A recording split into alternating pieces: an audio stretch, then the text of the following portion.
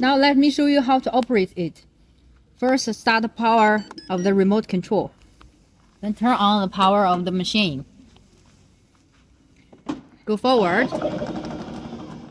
backward, turn left, turn right.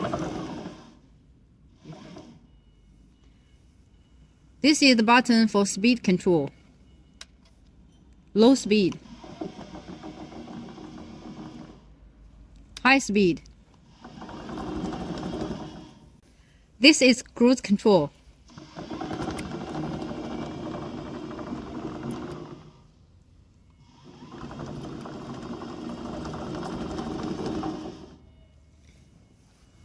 Turn off the power of the machine.